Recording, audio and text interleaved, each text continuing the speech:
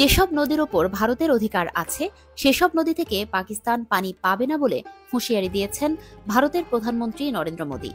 সিন্ধু নদ পানি বন্টন চুক্তির আওতায় ভারত থেকে আসা ৩টি নদীর মাধ্যমে পাকিস্তানের কৃষিক্ষেত্রের ৮০% পানি সরবরাহ করা হয়।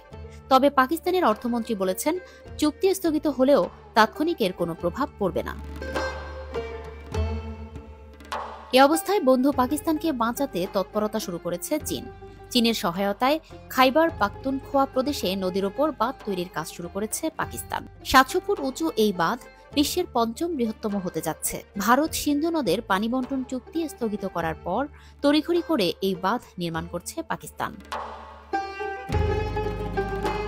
খাইবার পাখতুনখোয়ার রাজধানী পেশোয়ার থেকে প্রায় ৩৭ কিলোমিটার উত্তরে পাথুরে উপত্যকার মধ্য দিয়ে বয়ে গেছে সোয়াত নদী। এর ওপরেই মহামন্দ বাঁধ ও জলবিদ্যুৎ কেন্দ্র গড়ে তুলছে Islamabad. South China morning post জানিয়েছে, বর্তমানে সংশ্লিষ্ট প্রকল্পটির কাজ দ্রুত গতিতে শেষ করার চেষ্টা চালাচ্ছে চীন। এই বাঁধ ও জলবিদ্যুৎ কেন্দ্র তৈরি করতে $১২০ কোটি খরচ করবে Pakistan. South China morning post সংশ্লিষ্ট প্রকল্পটিকে গুরুত্বপূর্ণ মাইলফলক হিসেবে অভিহিত করেছে। পাকিস্তান জানিয়েছে, মহামন্দ বাঁধের মাধ্যমে প্রায় ৮০০ মেগাওয়াট বিদ্যুৎ উৎপাদন করা যাবে। এছাড়া পেশোয়ার সহ বিস্তীর্ণ এলাকায় ৩০ কোটি গ্যালন বিশুদ্ধ পানি সরবরাহ করতে পারবে তারা। এই পানি চাষের কাজেও ব্যবহার করা হবে।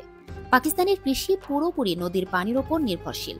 এজন্য সংশ্লিষ্ট বাঁধটি খাইবার পাখতুনখোয়ার অর্থনীতিতে বৈপ্লবিক পরিবর্তন আনবে বলে আশাবাদী ইসলামাবাদ।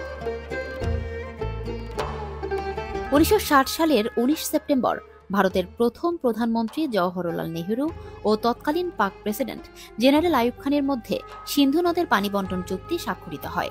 পাকিস্তানের করাচি শহরে গিয়ে এই চুক্তিপত্রে সই করেছিলেন নেহরু। চুক্তি অনুযায়ী সিন্ধু অববাহিকার পূর্ব দিকের ৩টি নদী অর্থাৎ বিপাশা, ইরাবতী ও শতদ্রুর ওপর সম্পূর্ণ নিয়ন্ত্রণ থাকবে ভারতের।